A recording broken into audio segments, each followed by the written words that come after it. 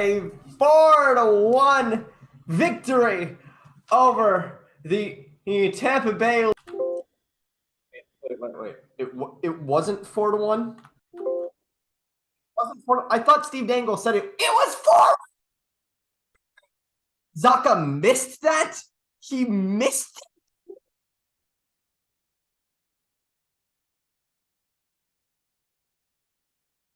I think I have to reconsider every single thing that I know about life. 1. That's got to count for something, right?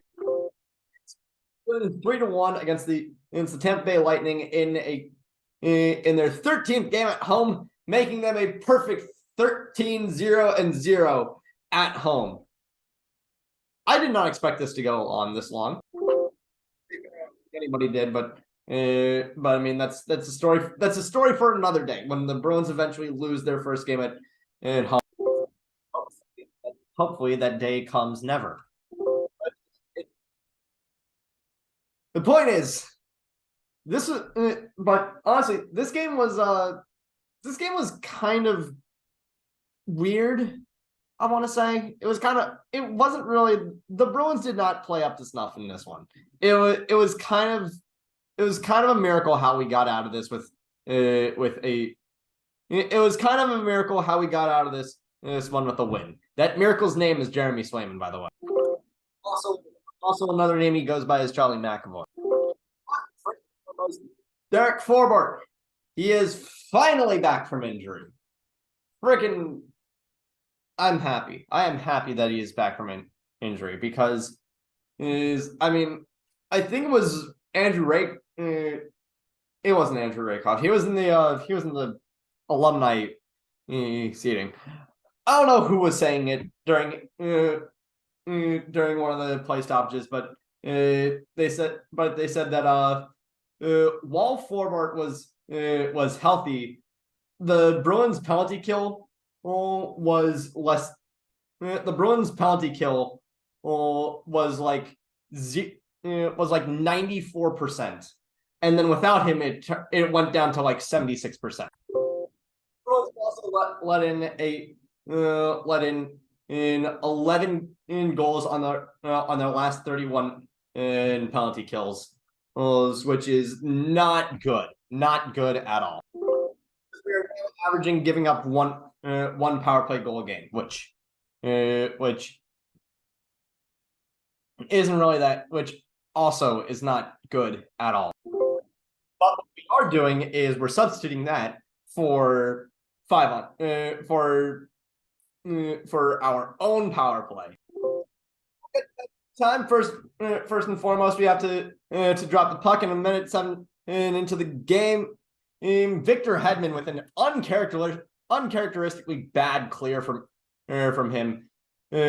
He gives it pretty much right to Trent Frederick, who passed it to Carlo, who passed it to Brian Carlo. Carlo decides, I'm gonna blast this from the blue line, and Hall is right there up front to tap it in, to deflect it in, and pass Vasilevsky to put the Bruins up 1-0 really early into the game. Later on down the line, in Charlie McAvoy, amazing play. He is having some amazing shifts. Like I think honestly, other than Swayman, Charlie McAvoy had the best play on ice for the Bruins, which is saying something considering Taylor Hall scored 2 goals. But McAvoy, he's doing great. He's doing amazing, and then he makes the bad decision of, you know what? I'm gonna block this shot with my face. I don't really think it was intentional, but he ends up going down pretty hard. And he goes down the tunnel afterwards for just a second, and then comes back and his eye is it's pretty swollen, and who boy, if you thought that this flag was rainbow colored, you're gonna want to see what McAvoy's eye looks like for the rest of the week. That is going to be a mark.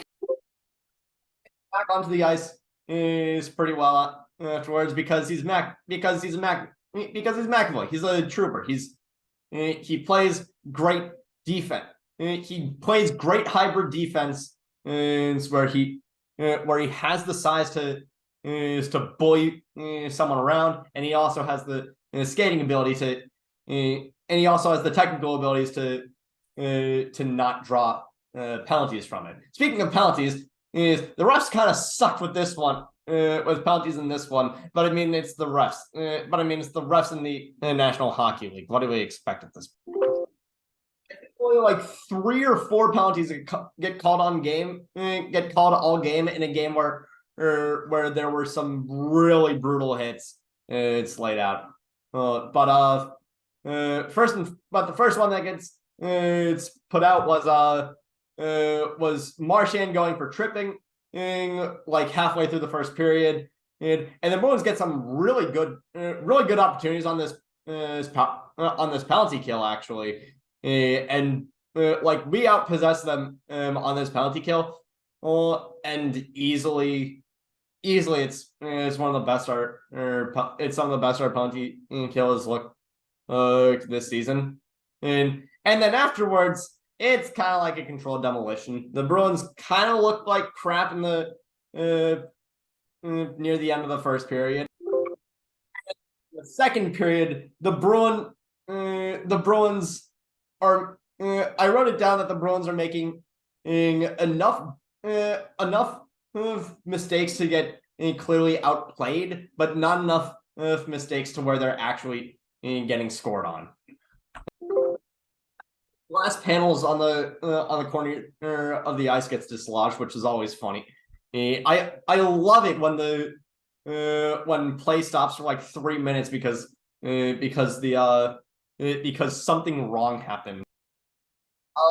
If only more plays would happen like that Lucic hit on Mike Van Ryn back in 2008, back in like 2008. Like honestly, Milan Lucic is sort of just that player that Bruins fans are like, I should call him.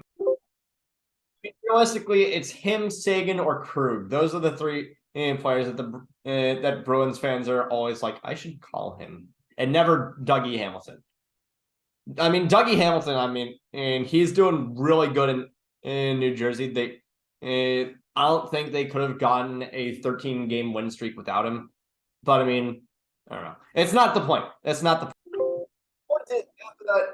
After that glass panel gets it's dislodged, Zacha ends up going for a really weak interference call. And the Bruins penalty kill goes from a pretty damn good penalty kill earlier on this period to quite possibly one of the worst penalty kills we've had all season. And we cannot get rid of the puck. Brandon Hagel, by the way, I don't know what that dude just loves to. That dude, I think, on a team as stacked as Tampa, I'm honestly not too surprised that he has gotten that he managed to work his way up to the first line. Brandon Hagel is a fantastic hockey player, especially on their special teams. Like on the power play, he's great. On the penalty kill, though, oh my god, Tampa might have one of the best. Tampa might have one of the absolute best penalty killing forwards in the league in Brandon Hagel. He might be up there with Bergeron and freaking like in terms of first liners. Some of the best penalty killers are Patrice Bergeron, Mitch Marner, and Brandon Hagel. That I'd say that's a comfortable top 3 for penalty killing top line forwards. Back to this power play that the Bolts have. Kucherov has the puck, and Kucherov has the puck. He passes across the ice to is to Steven Stamkos, who is just right there, pretty much where Pastrnak usually is on his one-timers, and that's it's his 999th point in his career. You can to all my TF2 fans, you can chalk that straight. You can chalk your strange Steven Stamkos up to the rank of totally ordinary. Anyway, that ties the game at 1. And then we get to the third period, where the Bruins are still getting outplayed in the first like 5 minutes, until Nick Perbix. This is his first game in the NHL, by the way. Nick Perbix gets thrown in the box for tripping. First game, first penalty. I mean, first time for everything. I mean, sometimes players get their first assist in their first game. Sometimes people get their first goal in their first game. Sometimes people get their first fighting major in their first game. I mean, this is sort of the least prestigious that you like for your first, but sure, I'll take it. Nick Perbix goes to the box for a trip, and Brandon Hagel goes down on an insane block on the penalty kill. Like I said, Brandon Hagel, amazing penalty kill. But that doesn't stop Nick Foligno from pretty much pulling Andrei Vasilevsky so far out of his crease that he passes is pretty much off the skate of Vasilevsky up to the middle to Taylor Hall, who's just right there up the gut to put us up 2-1. Jeremy Swayman. I don't even know what to say. Just Jeremy Swayman.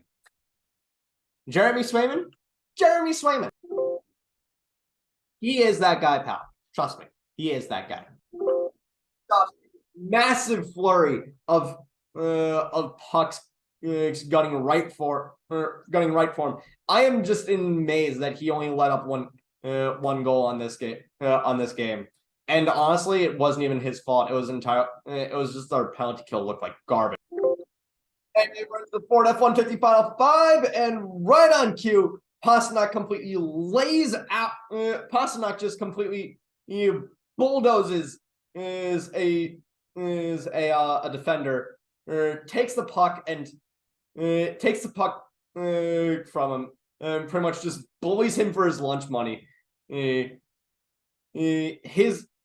shot lane is blocked off, so he passes it to Pavel Zacha, who's on the far wing, has complete daylight, no defenseman around him. Andrei Vasilevsky isn't even looking at him. He has all the time in the world to make this shot. Are you kidding me? I know Zacha's thing this season has been in the king of almost, but come on, you can't keep teasing us like this. When you have that wide open of a shot, you can't hit the post. You can't hit the post. In 2021 in playoffs, the one that followed the East Division, North Division, in that sort of. Remember the playoffs that followed that sort of nonsense, where Pastrnak had a wide open shot on against the Islanders, and he just hits the post. Yeah, you can't do that, Zacha. You can't do that. I mean, you're going to because down the road that's going to be costly, and Steve Dangle is going to put you in dangits. But it doesn't really matter because the Lightning pull Vasilevsky with a minute 18 left, and shortly afterwards, Marchand just pots the empty netter. We lead the league in empty net goals with 8, which is cool. Anyway, that empty netter just seals the deal for the Bruins 3-1. 3-1. And what's frustrating for us all now as hockey fans is we have to wait until Saturday for more hockey. We have the what is it? We have to wait from Wednesday. There's no hockey. Thursday there's hockey. Friday there's no hockey, and then Saturday we go against the Colorado Avalanche, and then from there, I don't think we have another 2-day rest until the 20th to the 21st. After that, it's hockey every other day, which is good for us as fans who love hockey, but not great for but I mean it limits the amount of rest that the Bruins get. But I mean it keeps them ready, so who knows how this is gonna work out. We all hope that it works out fine. Oh yeah, I also said that I was going to show the Vans that I got on Black Friday because they were kind of Bruins flavored. So here they are. I mean, they're not Bruins branded.